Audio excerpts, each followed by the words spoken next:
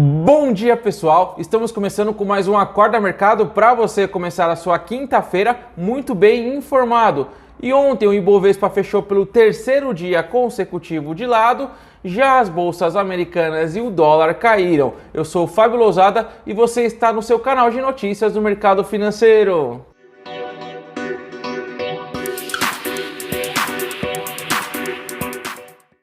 E ontem o Ibovespa fechou praticamente de lado com uma leve alta de 0,08% aos 103.855 pontos. Esse foi o terceiro dia seguido da semana que a bolsa enfrenta pouca volatilidade, com o mercado ainda de ressaca após as votações da reforma da Previdência na Câmara e aguardando a temporada de balanços aqui no Brasil, que começarão na próxima semana. O giro financeiro foi de 23 bilhões de reais por conta do vencimento de opções sobre o Ibovespa.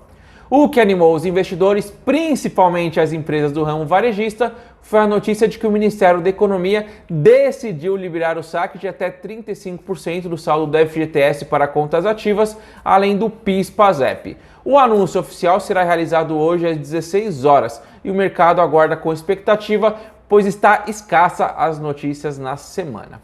Outro tema que será amplamente discutido nesse segundo semestre é a reforma tributária, que mais uma vez pode confrontar o poder executivo e o poder legislativo, e além, é claro, da agenda de privatizações que sofre bastante resistência por parte dos deputados. No dia 31 de julho será a próxima reunião do Copom, que deverá cortar 0,25% da taxa Selic meta. Porém, alguns analistas começam a prever um corte de 0,5% na próxima reunião, derrubando a taxa de 6,5% para 6%. Mas Roberto Campos Neto, presidente do Banco Central, tem sinalizado um conservadorismo e uma preocupação com a volta da inflação.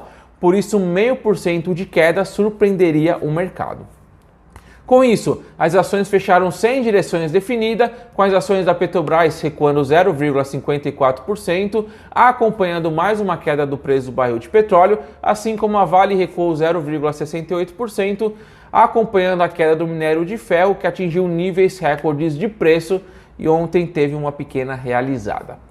Já os bancos fecharam em direções opostas, com Itaú caindo 0,27%, Banco do Brasil subindo 0,02%, Bradesco caindo 0,53%, Santander subindo 0,92% e o Banco Inter caindo 2,15%. A perspectiva de que a liberação do saldo do FGTS estimule o consumo fez com que as ações do setor varejista brilhassem. As ações da Magazine Luiza subiram 4,44%, pois além dessa notícia do FGTS, ela teve sua recomendação de compra aumentada pelo Bradesco BBI, que elevou seu preço-alvo de R$ 170 para R$ 320. Ontem as ações fecharam em R$ 244,39, então tem um bom potencial de ganho pelo Bradesco BBI.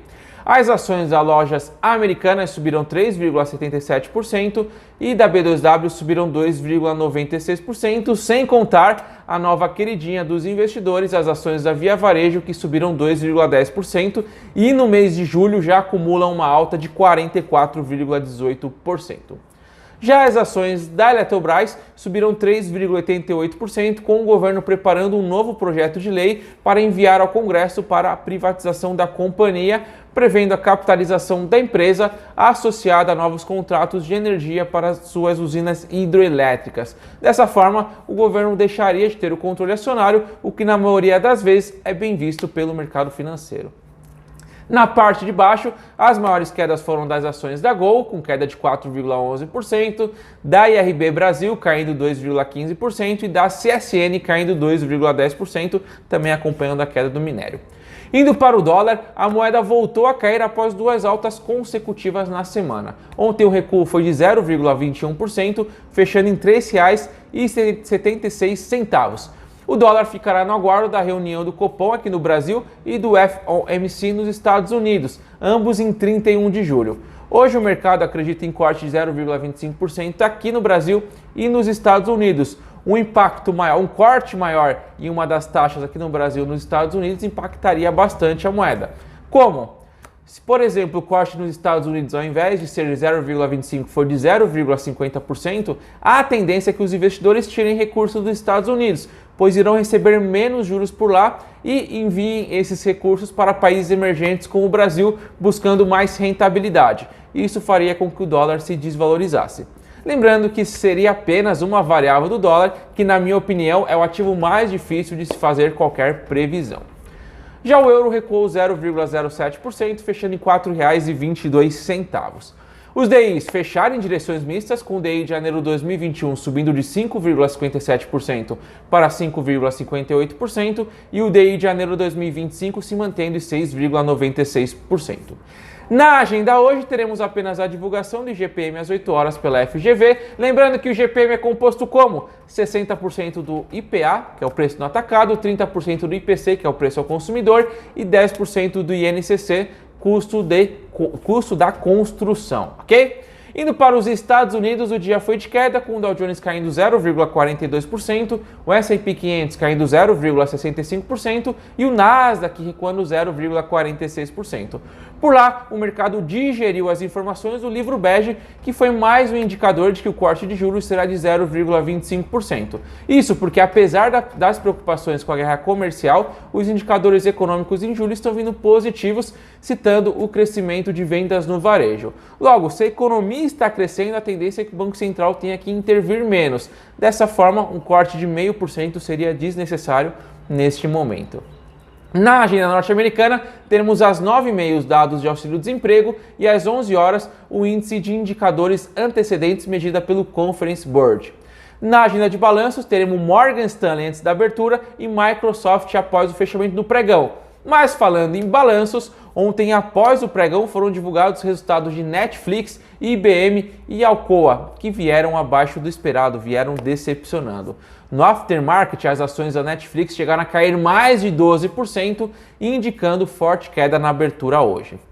Na Europa, as bolsas abriram em baixa, com Frankfurt caindo 0,77%, Londres caindo 0,42%, Paris caindo 0,46% e Madrid recuando 0,85%. Já na Ásia, as bolsas fecharam em queda. Também na Ásia fecharam em queda, com Tóquio recuando 1,43%, Xangai caindo 1,04%, Hong Kong caindo 0,58% e Seul caindo 0,31%. No Japão, hoje foi divulgada a balança comercial com superávit, ou seja, mais exportações do que importações e superando as expectativas. O preço do barril de petróleo fechou em queda, com o WTI caindo 1,46% aos 56,78 dólares e o Brent caindo 1,07% aos 63,66 dólares. As criptomoedas estão em alta nas últimas 24 horas. As 10 maiores moedas digitais estão subindo. O Bitcoin está subindo 3,34%, a Ripple subindo 3,85% e a Ethereum subindo 5,27%. O destaque maior fica por conta da Litecoin,